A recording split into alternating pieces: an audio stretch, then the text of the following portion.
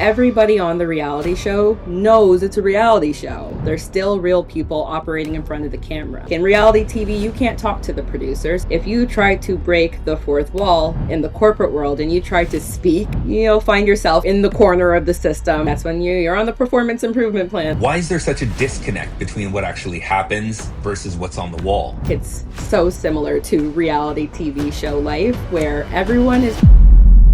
Most of us know what it feels like to stay in something longer than we should, because on paper, it still looks good. In this conversation, I'm joined by Rina Winston, leadership and business coach, to talk about the cost of fitting into workplaces, systems, and versions of success that no longer feel aligned. We get into burnout, invisible rules, identity, and what happens when your body starts telling the truth before you're ready to say it out loud. This conversation is about work, but really, it's about learning how to lead yourself. Hello, Rina. How are you? I'm amazing today. How are you doing, Dwayne? We're going to talk about the cost of fitting in, especially in systems that may not be aligned with yourself or even designed for you. And what was interesting is I was doing some research and I was reading this Forbes magazine, this article that said 25% of people or more of employees feel like they don't belong at work. And as I started to dig deeper into this, I started to realize that, through the information that the global population or the number of people in the global population struggling with systemic fit is really impossible to calculate. But the research does suggest that there's a massive portion of the population, roughly between 25 to 65%, that experience significant misalignment with systems, mainly in workplaces that are not designed for them. And it got me really thinking, because this experience that people are going through right now must be overwhelming. And I can't imagine being in that sort of place consistently and not knowing what to do or how to respond, and or even why people are trying to fit in. And I can only imagine there must be a lot of reasons as to why. What do you think? What do you think it is that people are looking for, or why they're trying to fit in systems that just aren't built for them? I would say the average person lives in dissonance, like a cognitive dissonance.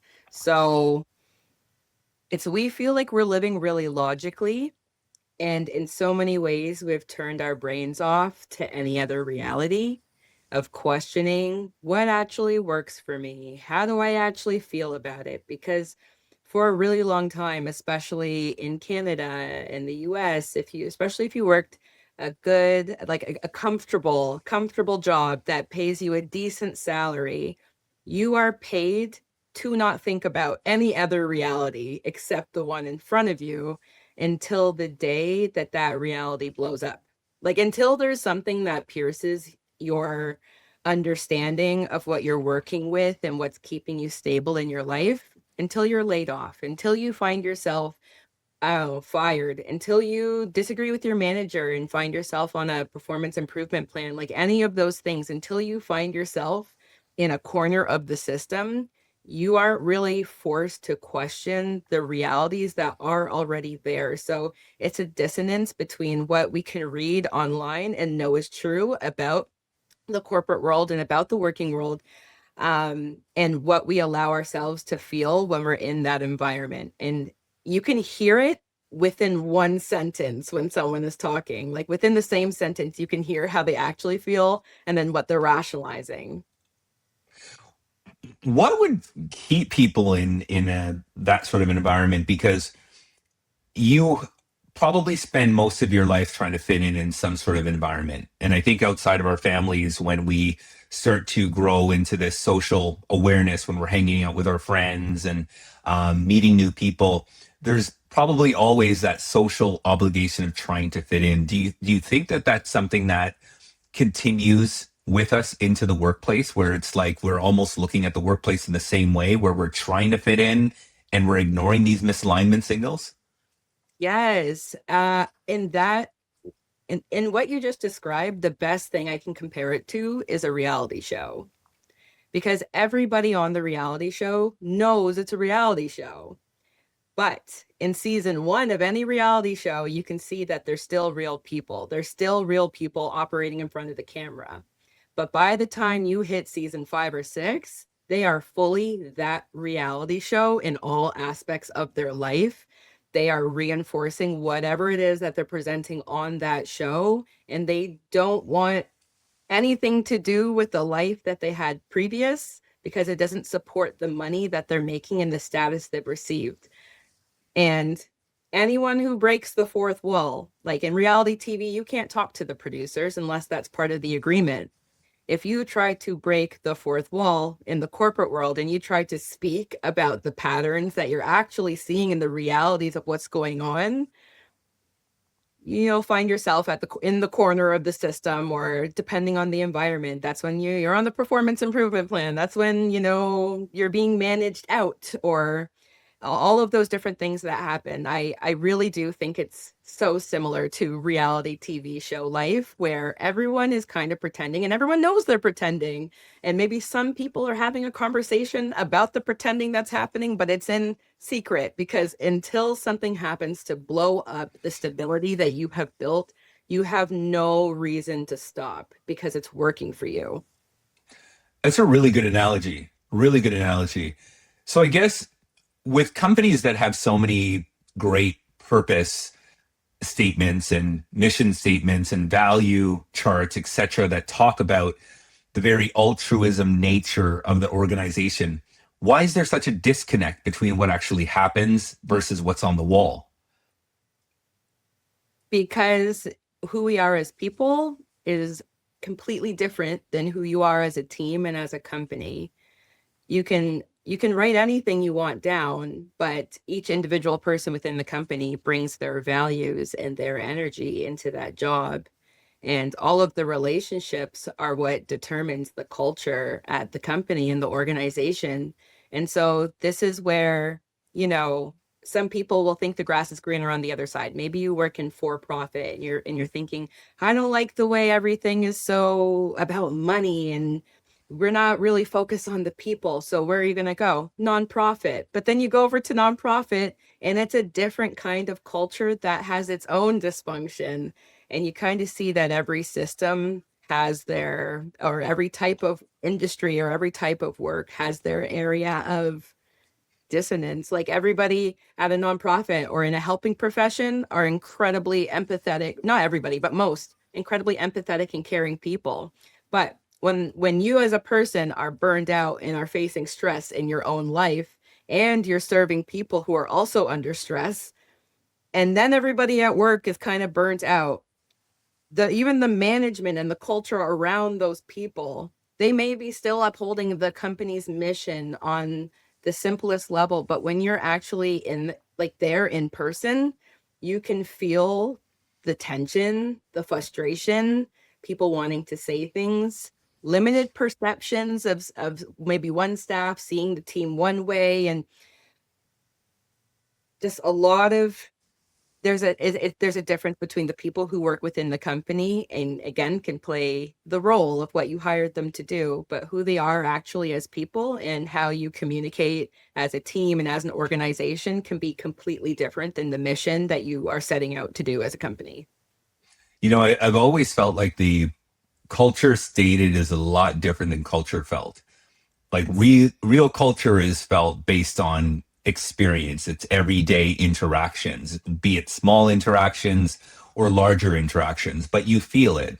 It's also, I feel, very weighted on your leader, your supervisor, whoever that person is, because we don't work for these inanimate objects called corporations. We work for the people within those organizations. So we expect those people to transfer those values and that purpose into the everyday leadership and to the everyday teamwork. But it seems like, as to your point, it's not happening that often, right? When you're hearing that there's these assumptions that up to 65% of people are feeling misaligned and they're working in systems that aren't fit for them, it leads to things that you said: burnout, stress, mental health illnesses, etc. And we're seeing that happen a lot. We're seeing more people take personal leave. We're seeing more people, really struggle with their mental health. The stress may manifest in different ways in different areas in their lives. So it's not the people or the things that are happening outside of the work. It's actually the work itself is causing them to act certain ways outside of work. But it also seems like, Rina, like there's also, like you mentioned it's dissonance. It sounds like there's also dependence. Like you have this dependence on the job. Yes. Where are you going to go? Yes, exactly what you just said. If I were to go into the average workplace and take the average person into a coaching session who hasn't gone through whatever event of frustration that would pierce their reality and they're still very attached to their job, they would be able to talk to me about a lot of what they're facing at the job. But the minute a conversation happens towards the direction of purpose or something deeper or something that requires them to search within themselves and think about whether that job is even aligned for them.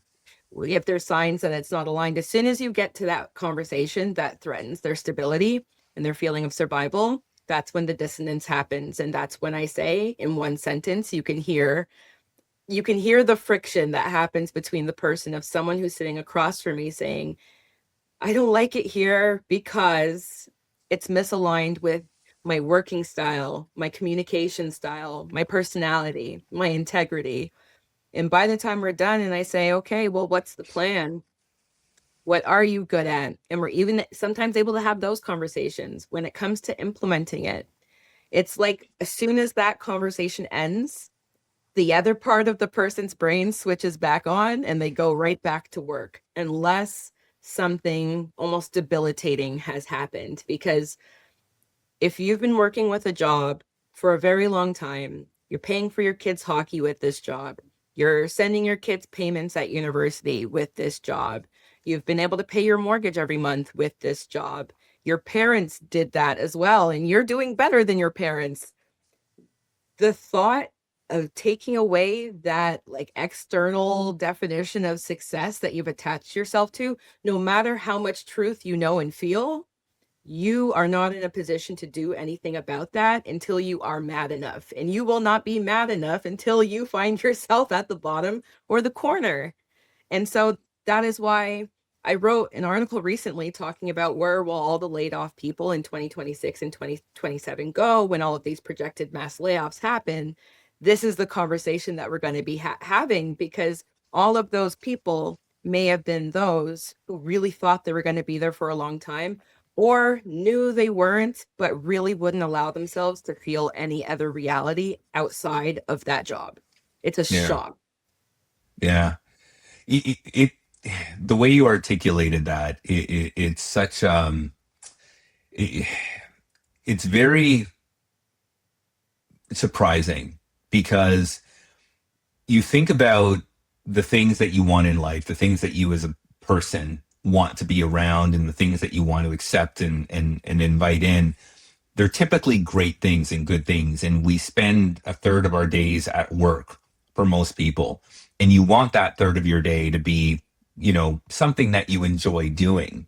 But having that situation where you're starting to feel that dissonance and you're not feeling as though you're aligned, but yet it's going to take something that is going to be detrimental to the point where you're almost exploding. Like, that's such a tough place to be. Like, why does it have to wait until that point? Because isn't the human experience suffering? And if you're not suffering, you're not living, because we're not supposed to live linear lives. I think that's the other argument of this is we've been attached to a fake reality that we can have a stable life and career for 20 years and not have to think about anything else.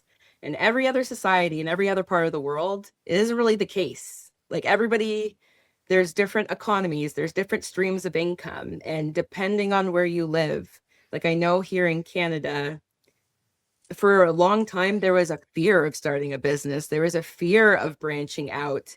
And only maybe recently and since the pandemic and working from home and all of the different opportunities that people had during those shutdowns to actually look in on themselves. But even if you look at it from that perspective, the detrimental event would have been COVID. The detrimental event would have been the pandemic. That still would have been the catalyst event, whether it caused a layoff, financial difficulties, it caused some sort of instability in your life. And we are supposed to go through peaks in the valley to like learn, grow, build our character, and then come back up different.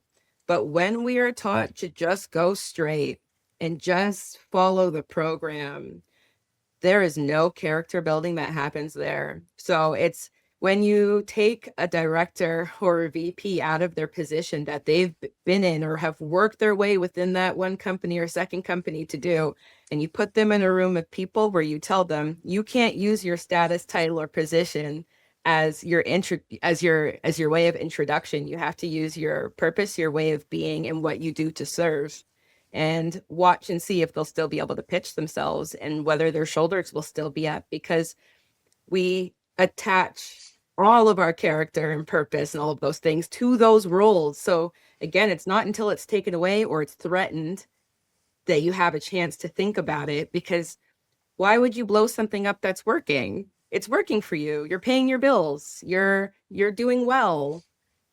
It's not comfortable to be on the other side, but we're supposed to have a life where you're experiencing both the peaks and the flows of the valley and the mountain. You're not supposed to just be on like a steady thread all of the time. My best times were in between jobs. That's such a great point. It seems as though the, you know, huge life events, these things that are just so huge that impact you in a way where you can't ignore them, tend to force you to look at yourself, and sometimes forcing yourself to look at inwards will help create that change, will help motivate you towards a different level of awareness and maybe move in a different direction. So I love that point that you mentioned.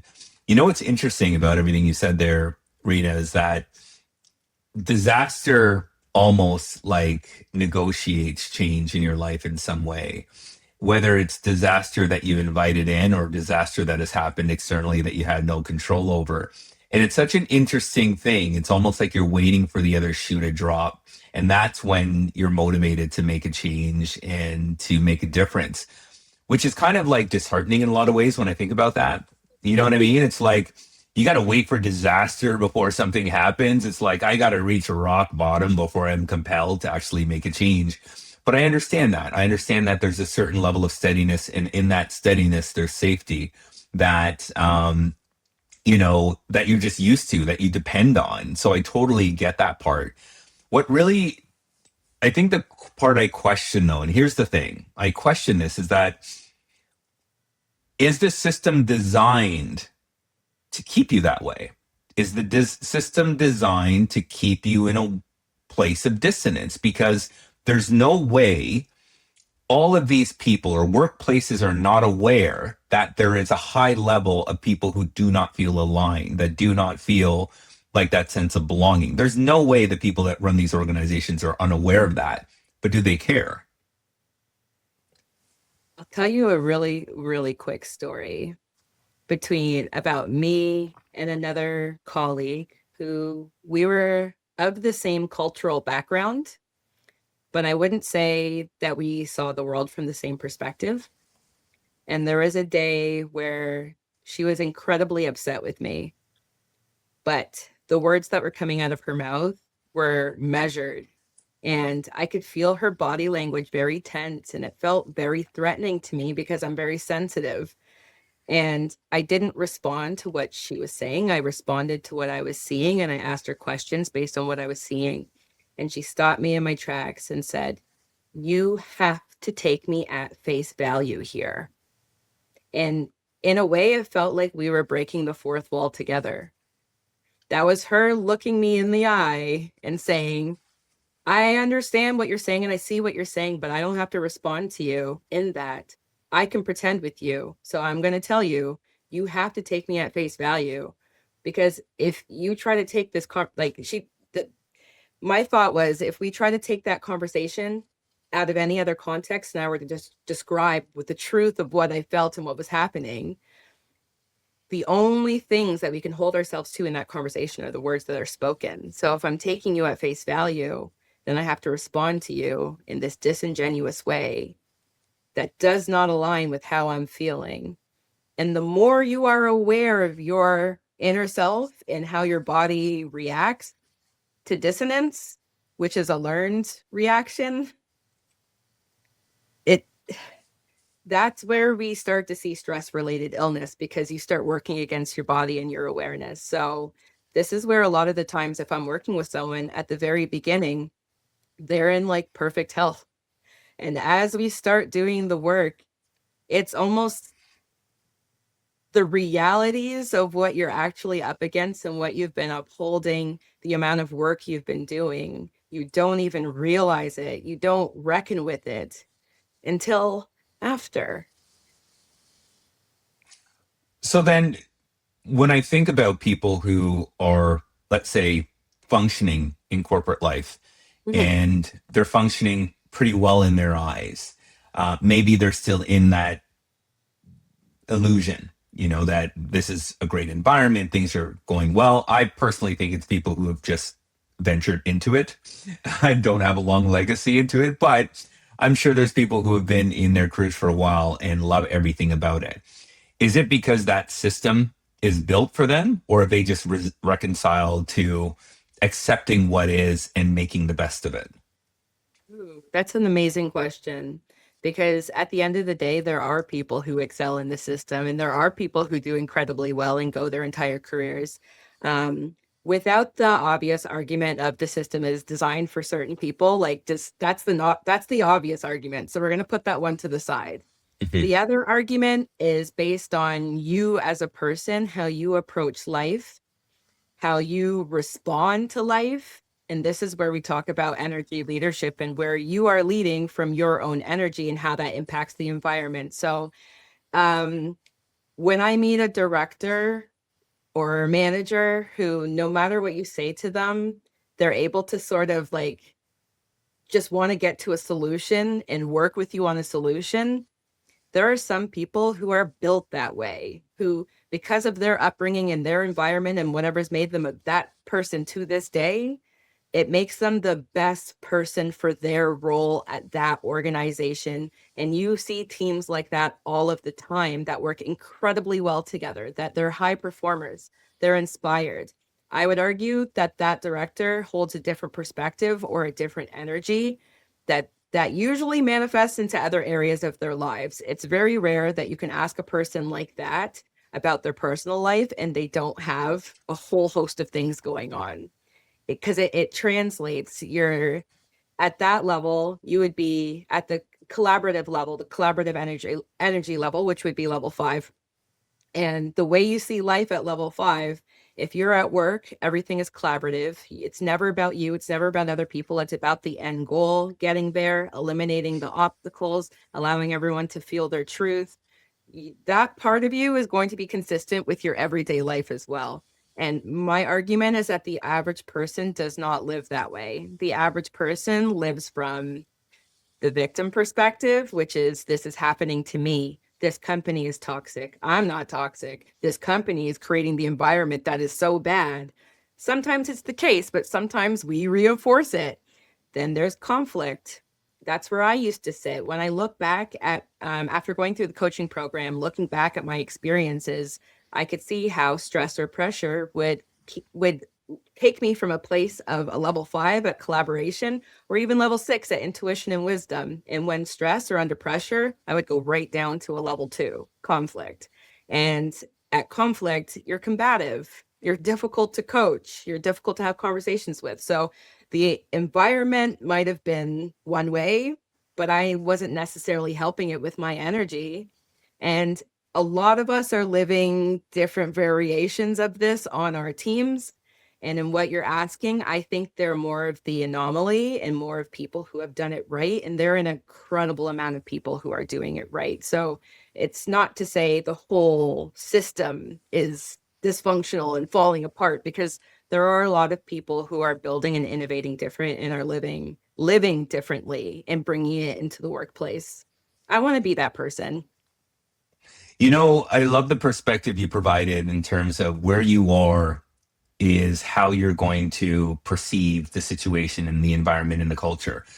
I agree with you. And I think that's a big part to play. And I know I've had to look at the lens of which I look through things at times and look inner first and say, okay, What am I feeling that's causing me to view things this way? Because let's be honest, the minute you tell yourself a story or you believe something, that's all you're going to look for. You're going to look for evidence that supports what you're believing. And things that may be neutral, you're going to find some way to make it, negative, because that's how you're feeling. So I get that. That's that lens of bias. So, but we're humans. We're humans to the point where it's like, we want to be treated with respect. We want to be treated fairly, and we want to believe what we signed on for is what we're going to receive. So we put the onus and the responsibility on the workplace to ensure that they do not make us feel this way. Why should it be my job to dig myself out of this hole? You should recognize I'm in this hole and get me out. Wouldn't that be a fair assumption, though, for most people who are feeling that way, where it's like, I may feel this way, it may suck, but it's the company's responsibility to change? It's nobody's responsibility but yours. Mm. And that's a painful reality that I think, again, the whole conversation we had at the very beginning about the stability and the attachment to the job, this is what we traded for that. Mm-hmm. Traded that. And that is the dissonance. When you start to step back into your power and you start to step into your purpose and understand what you really want, that could be incredibly dissonant from the reality that you have built and attached yourself to. Yeah. Yeah. Those are two different realities for a lot of people. And again, letting go of it, I had to get incredibly sick before I let go. It wasn't even the situation itself. It was, like I said, as your awareness grows, if you're doing work on yourself, if you're doing a lot of personal development and your awareness is growing, no amount of what you think you want on the outside is going to combat what your body is telling you that you're meant for or where you're supposed to be. And so the less thinking you do in that area, the easier it is to be dissonant. Indeed. Well, let's get into that, because your story that got you here, you focus a lot on self-leadership, and that journey for you was, an important journey because it helped you move from where you were feeling misaligned to where you are now. So talk about that journey. What happened to get you to where you are today? Well, at the beginning of my career, I would have told you I would never want to own a business and I would never be self-employed, ever. And I used to say it just like that. And I went from government to partisan politics to nonprofit to like social policy, researcher, for profit, to consulting, right into self-employment. And it was every single experience and every single environment that taught me something about what I wasn't willing to trade. Every environment. And it's like by the time you get to the end, you're seeing, oh, no, I still value my freedom in my mind and my ability to implement ideas and whatever I was finding in each environment. Some environments are, for example, in government, it's really hard to move up. You have to work for a very long time in government before you move up. And now you have to start in precarious employment, wait for full time, then you go in, and then you're under everybody else in the union. So, it's realizing, am I willing to trade my years for that? No. And then, going into the political environment, that's where we had to take marching orders, to put it plainly. We had to take marching orders from the party. And even when you didn't want to go campaigning, they could send you to wherever they wanted to send you because it's a by-election and you had to go. So was I willing to trade the feeling of freedom in my job for the times where I would feel like I was taking marching orders for something I didn't necessarily believe in at the time? Was that worth it? No. And I wanted more stability in my hours and how I was pouring out into a job. So I went nonprofit. And then a nonprofit, what do you mean to tell me my salary gets capped? Whoa, what to mean that I can't just come in here and make a proposal and have you see my work and look, I deserve more money. You can tell me no because you don't have any funding. another trade, right? So then I left. And then it's when my first opportunity to not really have a direct manager and to have a lot of freedom in my job. This was the first job where I had incredible amounts of freedom.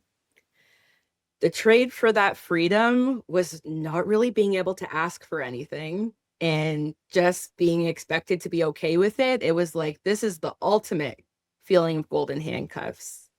And just feeling and seeing and following the patterns of each individual work environment, it was never really the work. It was always the environment and the system that I felt constrained within. It was the thought of, I can work tirelessly for 10 years and you don't have to promote me. Or in a new environment, I can work tirelessly for you in my 9 to 5, and you can still force me to Sault Ste. Marie on Saturday and Sunday on a little bitty plane and tell me it's a by-election, so I have to go.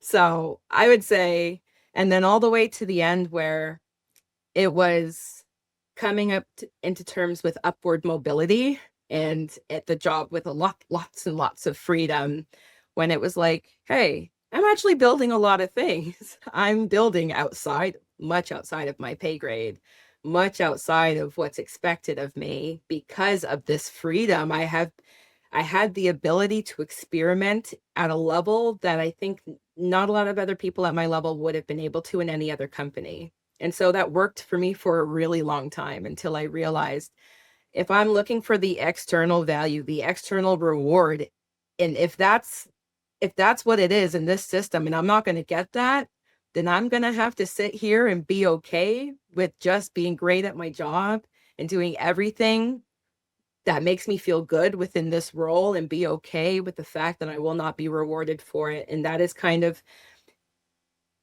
I still didn't want to leave at that time, but just doing personal development and all of that work, it made it very difficult for me to come to terms with the truth and to be consistently asking for the promotions, saying, hey, I don't really fit the traditional, like, I don't fit the policy for anything.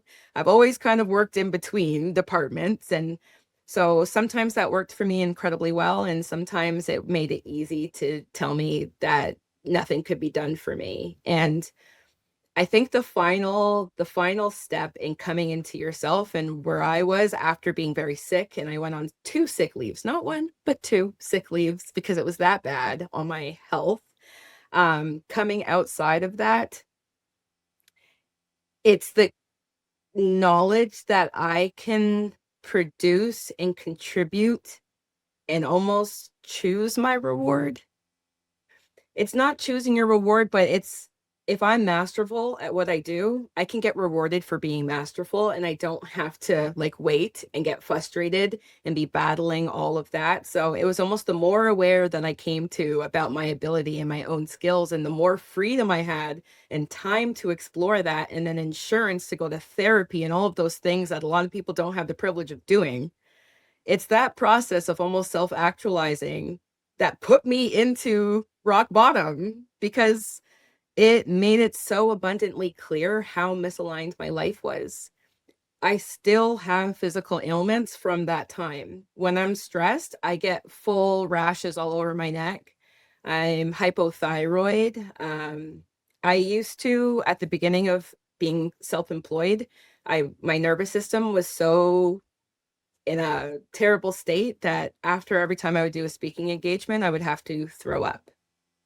After I would leave the stage and like this and go off, and I would be sick. Or one time I had to go home and I was in bed for the rest of the day because the pressure and the resistance of just trying to get what the system was not giving me at that point became bigger than the work itself. And when it becomes bigger than the work itself, it's about your identity. And when it's about your identity, it feels like do or die. So not getting a promotion feels like a betrayal. Not getting more money feels like a betrayal, and not just the situation of what it is. And that's why I say, for a lot of people, it is a very long time, and a long time coming. Illnesses, situations, frustrations, a lot of things that have to come together before you're at the point where you have to walk away.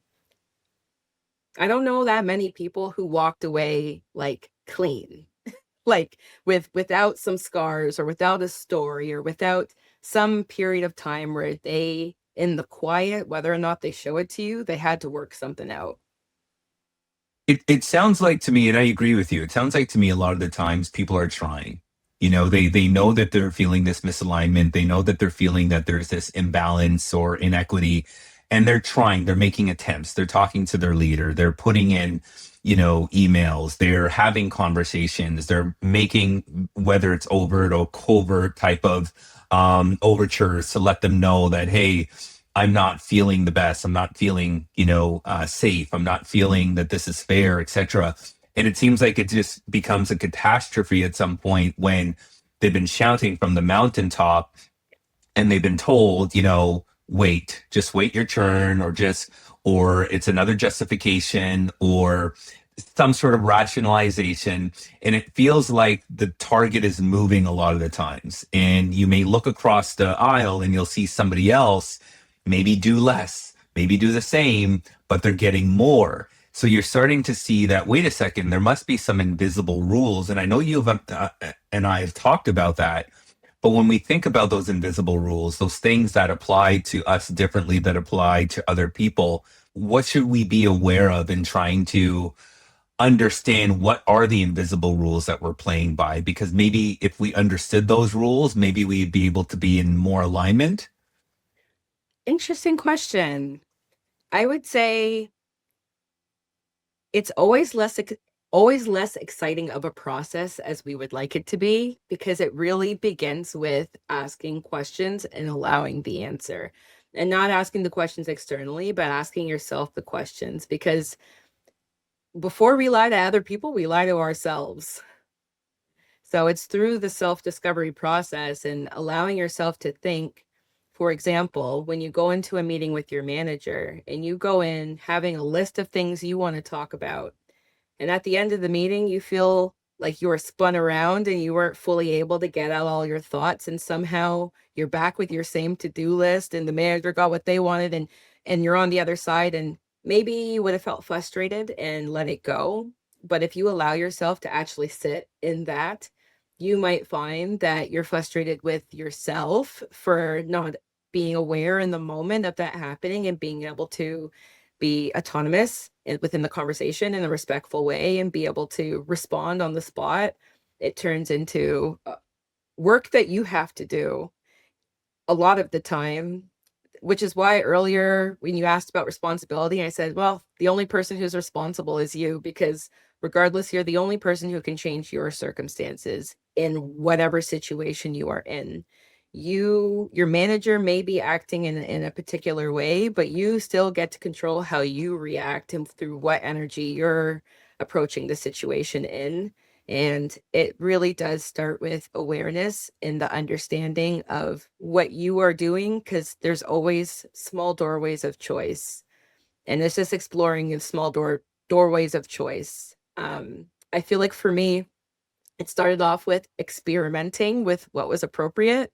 Like, for example, in one work environment, um, we always used to have these retreats. And at the retreats, we had to sit for a really long time. And I cannot sit for a really long time. Even in my own personal work day, I don't sit to work for most of the day because I have so much energy. I got to get up. And so it got to about halfway through the day, and I just thought to myself, what are they going to do if I get up and go? And I got up and left, and nobody followed me. And later on, my manager asked, "Where'd you go?" And I said, "I couldn't sit any longer." And I just went outside. And I came back and I stood and I listened by the door, and it wasn't a problem.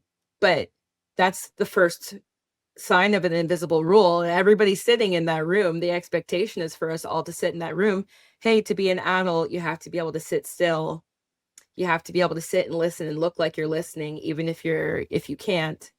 And in that moment, I challenged an invisible rule, even though it didn't feel like it. And I didn't think about it until one of my other colleagues, who also has ADHD, I have ADHD, came and said, "I love how compassionate you are to yourself, because I saw you fidgeting and you just got up and left." And I did not think about it as compassion because I just thought about it as I'm uncomfortable. And I know the rule is to sit, but I can't sit right now. And that would be an example of how even in that circumstance, what's reasonable is, yes, getting up and leaving. Just like if you have to get up and use the bathroom in church and nobody else is getting up and you're trying to hold it. There's nothing stopping you from getting up and going, but we are so socialized a particular way that the thought of even getting up makes your stomach hurt, or it makes you feel like, what are they going to think? What are they going to think about me? What is the story that they're going to say about me if I get up and I go? Am I going to distract everybody? There's like 1,000 of those little rules that we follow every single day that we don't even think about. And it's allowing yourself the space. But again, most of us live in the fast lane and we're going so fast that we actually don't have time to be aware, which is why I say that my journey actually started with a life coach who was also a psychotherapist. And that's our journey started there, just talking about career. It didn't start with talking about the dissonance and the issues, because our minds, for the most part, just aren't even trained to go there. Because to go there, you have to have lived in some sort of peak and valley. But most of us are so stable that we've never had to question our realities. We've never had to question the way we are living our lives. So we're surrounded by invisible rules, and a lot of them don't always make sense for you. And we follow them anyways, even with no consequence. That's an example of one that doesn't have a consequence. So who do they make sense for, these invisible rules? Because earlier you talked about the system being designed for certain people. Who are those certain people? not me. Well, I would say, are we making it racial? Are we making it like the average Canadian, the average white Canadian?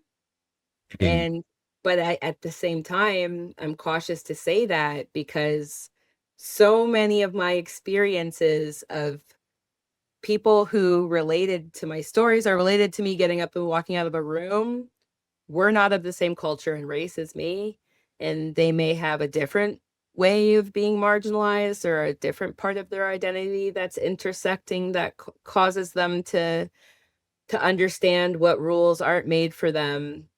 But it's and the reason I'm also cautious to talk about race in that way is because I also feel like there's parts of us, even like I can think of in my family as Caribbean people, of who have gone to the private schools, who have gone to the higher levels of education, and our status in the community is built on what job do you have. We are the same people who are in the system and are upholding the system the same way, and we're not white, right? And so it's almost whiteness as a social construct and not whiteness as like a race. Mhm. It's the idea that at a top level we can all assume one common identity and that the rules can work for most of us, and we're not really thinking about the fact that, you know how in the States they call it, what is a cultural melting pot? Like everybody comes together and it's your culture gone, right? And then here we're a cultural mosaic, they call it in Canada, right? But then wouldn't that be reflected in how we live our lives, how we go about working, how we go about interacting with the system? No, because at some point you have to acclimate. You have to acclimate to the rules of the system. And so much of that is based on history, colonialism, whiteness, all of those things. But the way it's presented in our everyday life, it's almost whiteness as a social construct, because that way of thinking, that belief system has like applies to so many other people now. Mhm. You ever hear the Yeah. phrase all skin folk or kinfolk? Well, Yeah. Yeah. it's kind of that. It's Like you can't really judge based on like what someone looks like, or just because someone says they're also Jamaican, it doesn't mean that they're not going to weaponize the same system against me at the time that they're following it. And I would argue, is this system for anybody? No, it's a way to keep us organized as a society. But I think right now we're also seeing different institutions kind of deconstruct and rebuild in real time. And I think a lot of people are going to be having the conversations that we're having right now. I'm glad you talked about that, because when we talk about, in what you're talking about, whether it's race or gender, it's identity. And you can be in any corporate setting and not see your identity being represented. I have been in places where I do not see myself represented. I'm sure as a woman, you've been in places where you haven't seen your gender represented. There could be somebody with a disability who hasn't seen their identity represented. There could be somebody, sexual orientation. All of these things are a component of who we are. And I feel when we are in corporations where we're seeing people who are not like our identity, that are being rewarded, that are advancing, that are being celebrated, it's difficult not to look at things through that lens of wondering, is my situation, am I a product of my situation because my identity, because I'm not seeing people who look like me having the opportunities that I would like to have as well. And I think that's a fair, I think that's a fair assessment, right? And again, it's not just race. I think it's gender. I think it's sexual orientation. I think it's ability. I think it's all of these things, because is the system taking that in consideration? And if so, are we seeing the outputs that reflect an equitable and inclusive system? And I think this is where people are struggling, where they're lacking that sense of belonging, because they're not seeing representation and they're getting a lot of lip service. But when you think about that culture being holistic in terms of the way we value people, you kind of feel like, well, is it all people or some people? And that's why I wonder, like, who is the system really built for?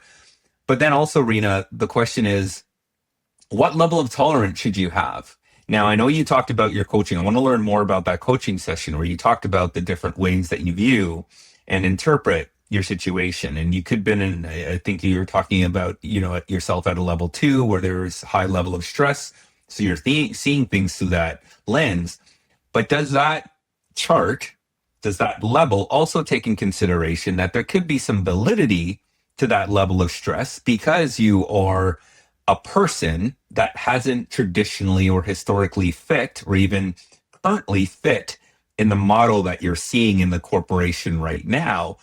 So it's almost like you have this right to be at level 2 in a lot of ways. Or else when you get to that level, and I'm sure you'll talk about it, that level 5, 6, where you're using more objective wisdom and perspective, which is a really good place to be.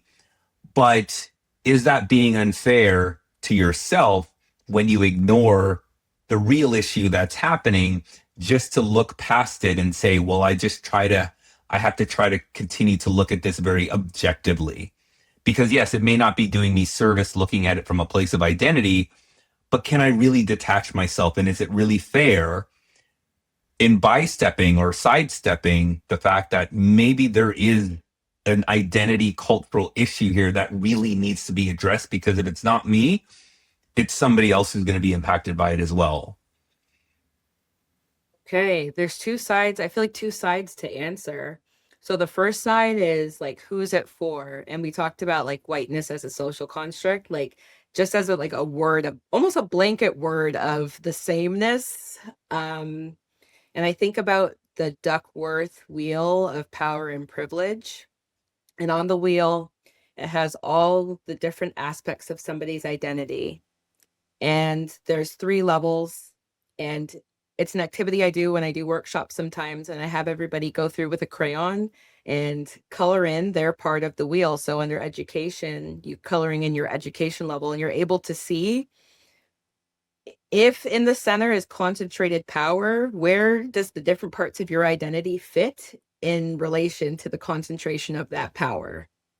And in the center is the highest level of education, is usually being born within the country, being English speaking, um, not having a disability. Like there's so many. And then this is where we get into, just because somebody is white, for example, it doesn't mean that they don't also have family born from another country who they also aren't facing a disability, who may not have the dominant sexual orientation. Like they may have other parts of their identity that make them marginalized or make them have a different experience of the system. And this is the complex part about it. It's, do you continue within the same system that's hurting you but is also helping you survive, if questioning it means almost pulling the rug on your survival or bringing you back to a place of trauma? And it's an interesting conversation because if you remember in this chat, I was saying it wasn't until I was at a job where I had insurance that I was able to go and invest in therapy and coaching and exploring a different side of the world that I didn't know existed. But it very much was a process to get to that place.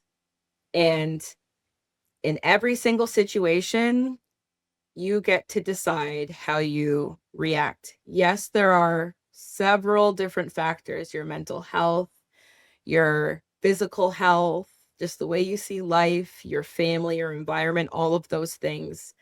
There are some parts of your journey that you cannot control. We're all dealt our hand of cards. And when I talk about doorways of choice, that within them, there's still something you can do. So you can't just jump from the most detrimental of situation to your best life. You're not going to quit your job and then become an entrepreneur and then girl boss close to the sun. It just doesn't work that way. I've seen coaches and therapists for like 6 years, 6 to 7 years. It was not a short journey. And during that time, I was still within many jobs and environments that I didn't necessarily want to be in. So there's a balance.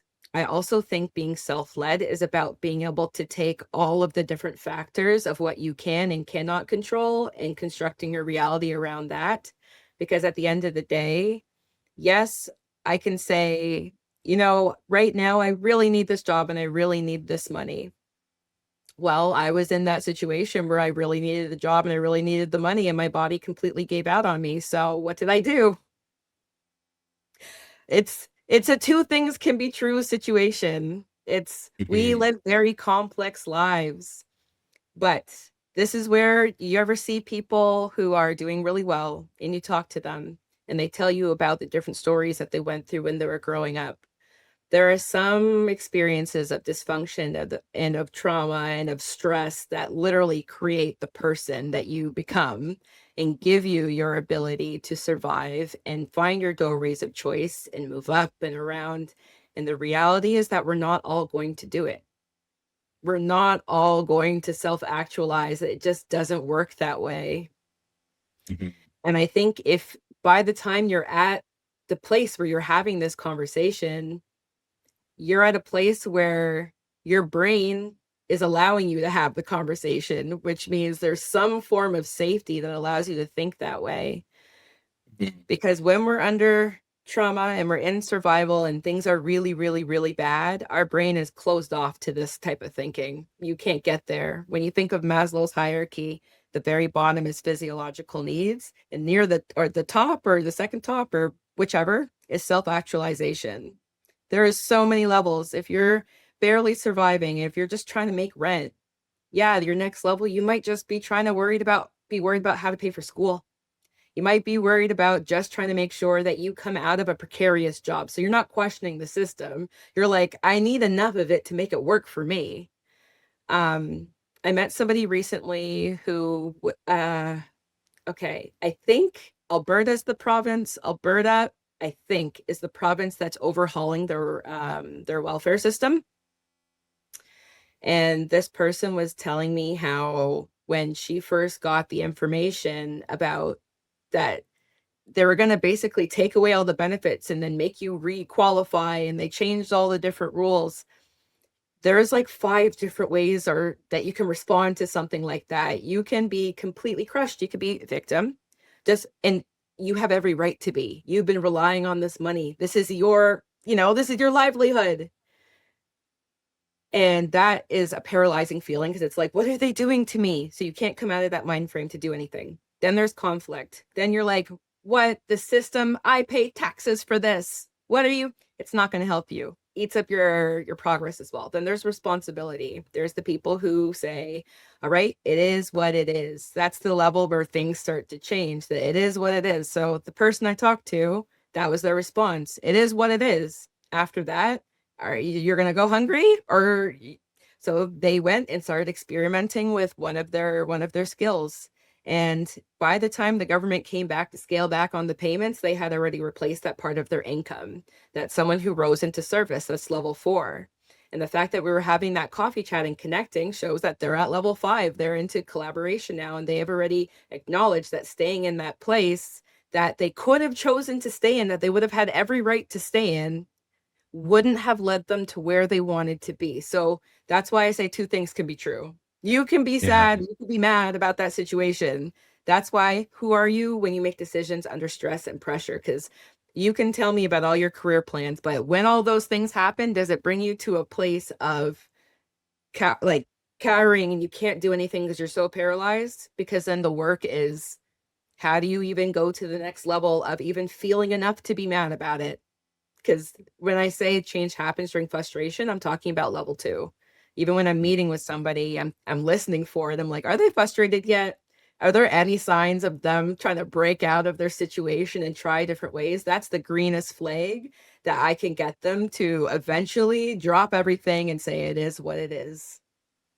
And then we can do the work from there. But if you are so in survival, there are many other things that you likely need to do before you're able to pick yourself up and say it is what it is. And we have to acknowledge the complexity of that.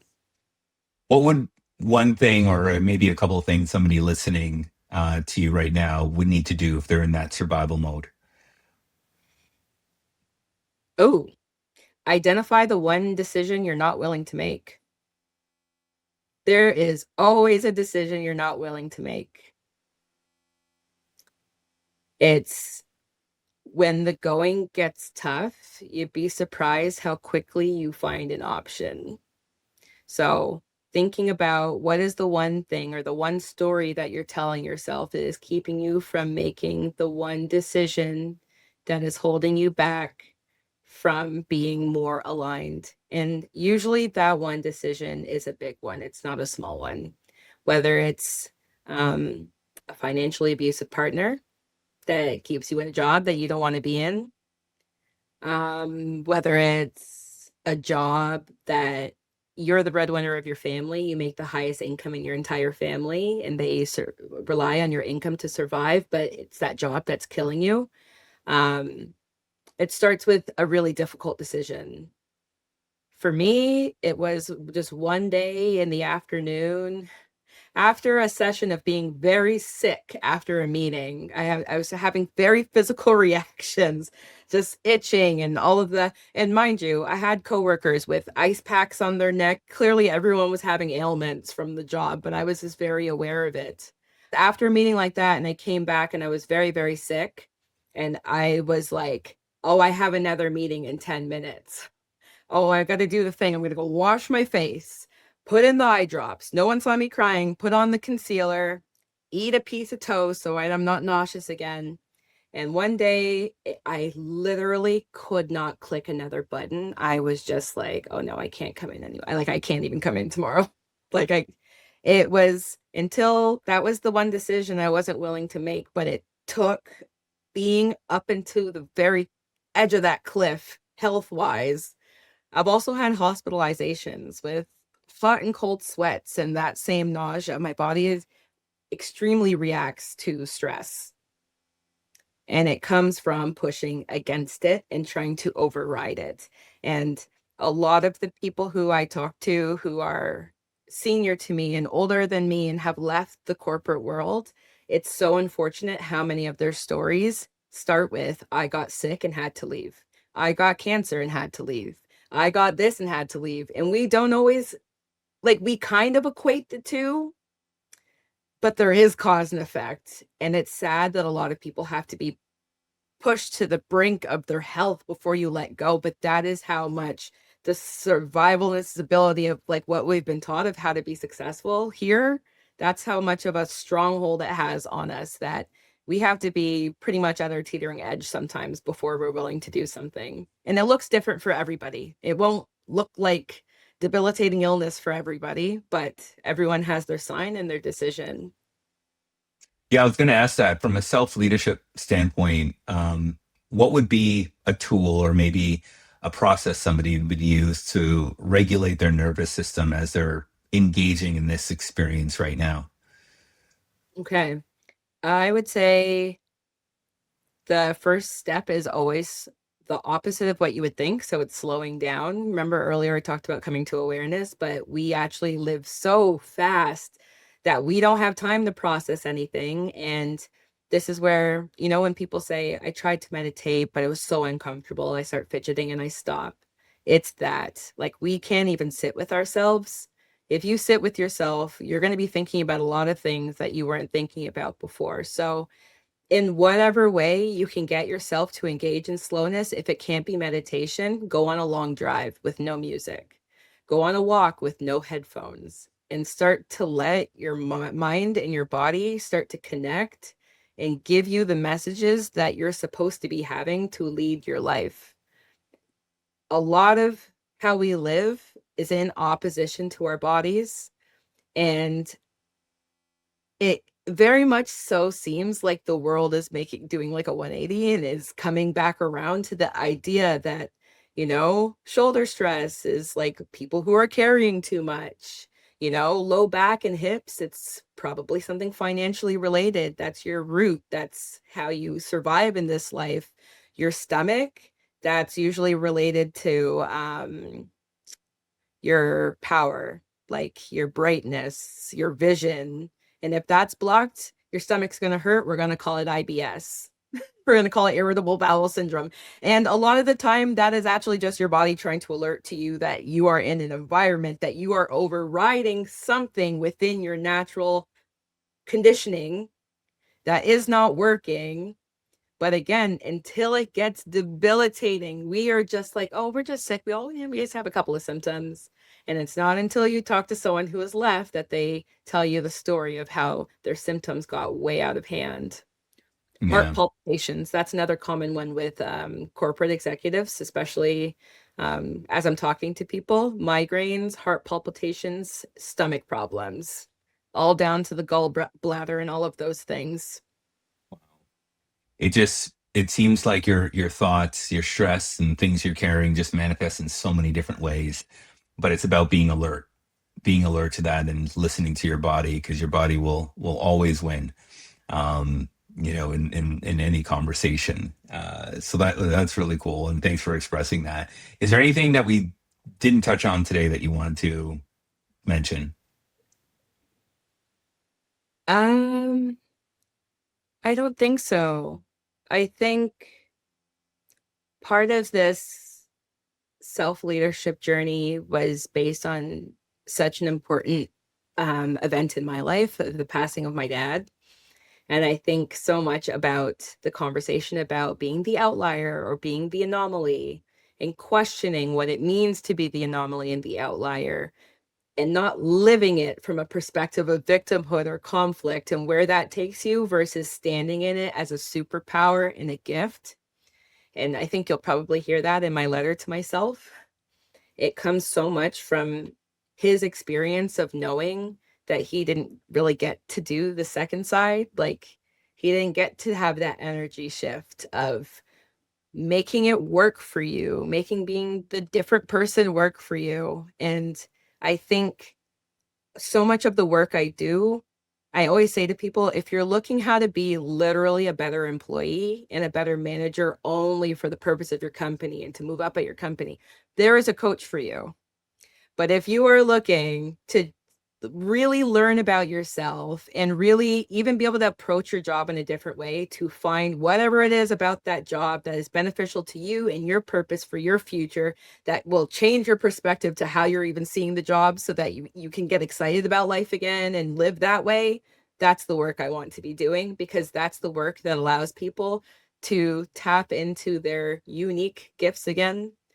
For most people, the way you make money, or the way you should be making money, or is the most aligned and easy way of making money, is whatever you were shamed for as a child. There's something in the childhood shame that, and then we temper that and hide it, and it's after healing that you start to go back and get some of those things. If you can't guess, mine was I spoke too much, I talked too much, and I said things that like were true but socially inappropriate. Like, I broke the fourth wall from the time I learned to speak. Good for you. Good for you. You're a rebel at a young age, Rebel. which is exactly why you're where you are today. And yeah, you spoke on it, the letter to your former self. So this is an opportunity for you to read that letter that you wrote to the younger version of Rina. And yeah, just what you would say to her, knowing everything you know today. So the floor is yours. Okay. So my real name is Karina. So I said, "Dear Karina, one day it'll be that big mouth that feeds you. For now, you'll struggle to keep the lid from blowing off of your overflowing pot of water. You will experience it all, from restrained and pre-articulated to unconventional and adaptable. Restrained and pre-articulated will work for you for a while, but when you experience something at work that pierces the illusion of everything you thought to be true about corporate work and upward mobility, you will feel at your lowest. But the undoing starts there. During the undoing, you will witness many different ways of living and generating income, and it'll make you question everything you've been taught about wealth and stability. You're about to meet someone who will wipe your tears and tell you that your gift is not managing up, as your performance reviews would say. It is shaping and building the people who move the needle. That's executive coaching. Project management taught you structure, but coaching will teach you transformation and impact. You will take a few detours to pick up some more experience and perspective, but be patient. Strong people do not blow with the wind, and it takes time to acquire that weight. You will not be exempt from the suffering of the journey. You'll have to bump against the edges of the system to learn the very rope that you will later climb and help others climb after you. Do not become hardened. Do not become jaded. The journey rewards those with the wisdom to endure and outlast. But for now, go out and become a student of life again. Get your coaching hours, get your education, get everything else that you need, so that when the time comes, you aren't just ready, you're walking in the authority of your new path with the wisdom to show for it. Your dreams can become real when you're willing to build from it. As a matter of fact, when you say go, we go. Yours in power, Coach Rina. Thank you so much for sharing that. And yeah, I know your younger self would really, really appreciate that. And maybe in a multi-universe, she is. So thank you very much, Rina. This was a really cool and engaging conversation. I had a lot of fun today, just like our first chat. I would love to do this again.